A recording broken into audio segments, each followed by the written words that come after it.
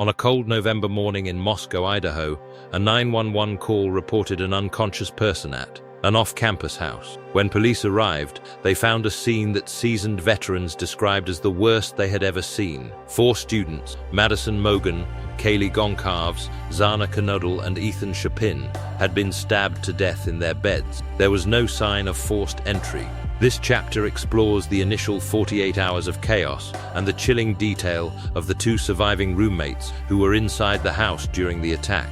The white Elantra and the digital net. For 6 agonizing weeks, Moscow, Idaho was a city under siege. 4 students were dead, and the killer had seemingly vanished into the winter mist. But while the public saw a stalled investigation, the FBI and Idaho State Police were quietly weaving a digital and genetic net. The first break came from grainy CCTV footage. Investigators spotted a white 2015 Hyundai Elantra circling the King Road neighborhood 4 times between 3:29 a.m. and 4:20 a.m. on the night of the murders. It was a ghost car, no front license plate, making it nearly impossible to identify from a distance. However, a forensic examiner noticed the car's unique profile.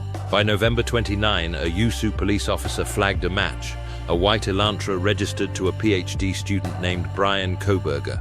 The most critical piece of evidence was left on a bed, inches away from the victims. A tan leather Ka-Bar knife sheath was found, and on its stainless steel button snap, investigators located a single source of male DNA.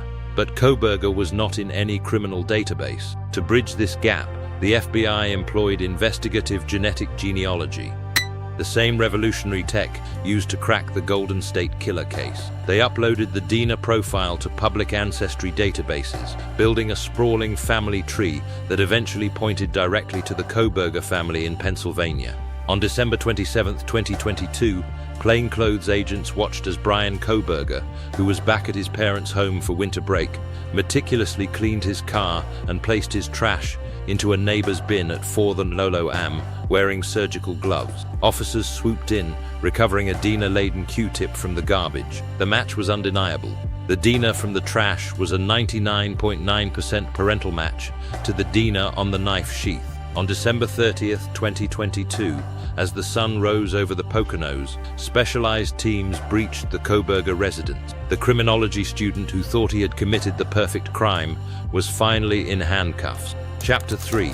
The Mind of a Criminologist. The arrest of Bryan Kohberger sent shockwaves through the academic world as the public struggled to reconcile the image of a high-achieving PhD student with that of a brutal quadruple murderer. Kohberger wasn't just a casual observer of crime, he was a scholar of it, specializing in criminology and criminal justice at Washington State University.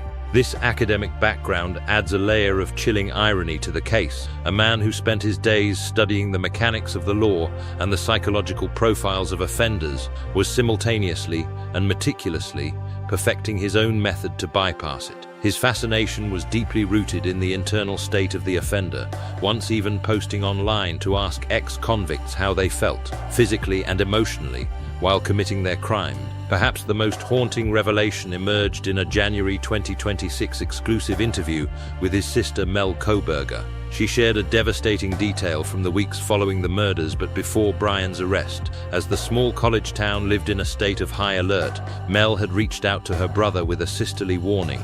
Worried for his safety while he lived alone near the crime scene, she told him to be careful, saying, "You are running outside and this psycho killer is on the loose." She had no way of knowing that the psycho killer she feared was the man on the other end of the line. Even behind bars in 2026, Kohberger's academic obsession hasn't wavered. Reports from the Idaho Maximum Security Institution indicate he remains fixated on psychological frameworks, specifically the Myers-Briggs personality assessments and the theory of the bicameral mind. This chapter peels back the mask of the diligent student to reveal a predator who used his education not as a path to justice, but as a blueprint for a slaughter that he believed he was too smart to ever be caught for.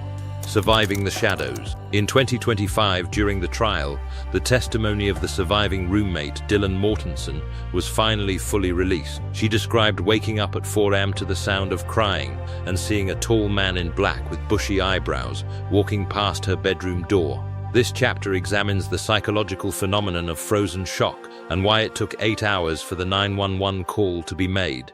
The forensic revelation.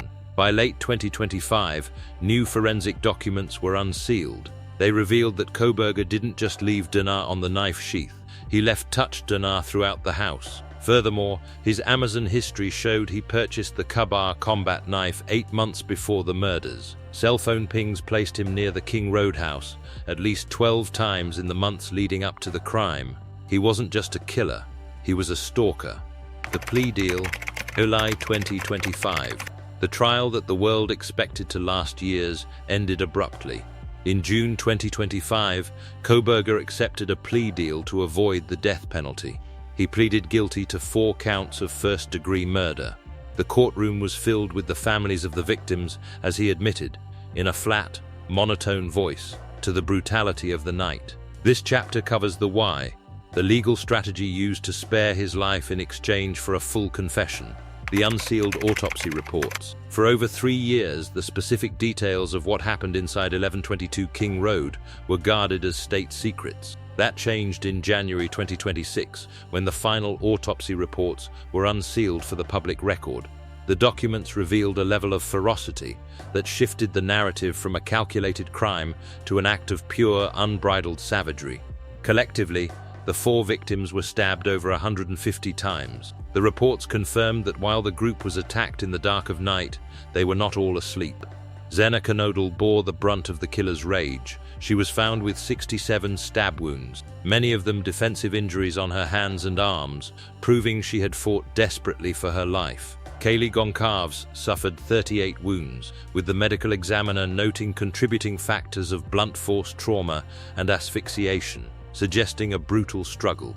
Madison Mogan and Ethan Chapin were also found with dozens of wounds, the report stating they were likely attacked while unable to stand. The sheer number of incised wounds to the heads and necks of the victims suggested that Kohberger wasn't just killing, he was attempting to decapitate his victims. These unsealed records finally silenced any lingering doubts about the special gravity of the crimes. Sentencing and the victim's voice. On July 23, 2025, the eyes of the world turned to the Ada County Courthouse in Boise. Bryan Kohberger, having pleaded guilty earlier that month to avoid the death penalty, stood before Judge Stephen Hippler. The sentencing was not just a legal formality, it was a day for the families to finally reclaim the narrative from the man who had stolen their children's futures. The victim impact statements were the emotional epicenter of the day. Steve Goncalves, Kaylee's father, addressed Kohberger directly, calling him a complete joke and a faceless coward. He looked the killer in the eye and said, "Today we're here to finish what you started." Benjamin Mogan, Madison's father, spoke of the light his daughter brought to the world, a light that Kohberger's darkness could never truly extinguish. Throughout the hours of agonizing testimony, Kohberger remained a statue. He declined to speak, offering not a single word of apology or explanation. Judge Hippler, calling the murders a senseless slaughter with no rational motive, delivered the maximum possible punishment under the plea deal. He sentenced Kohberger to 4 consecutive fixed life sentences without the possibility of parole, plus an additional 10 years for burglary. As the whole life orders were read, Kohberger showed no emotion, his face as cold and vacant as the night he entered the house on King Road.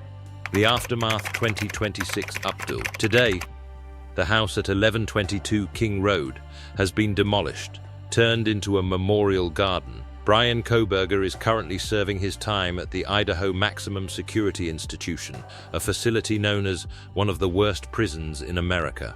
2026 reports indicate he is kept in administrative segregation for his own safety.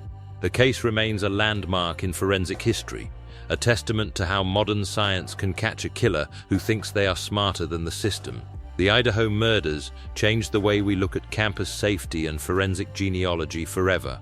4 lives were taken, but through the persistence of law enforcement, a perfect crime was proven to be impossible. Thank you for watching. Subscribe for more deep dives into the cases that defined the decade.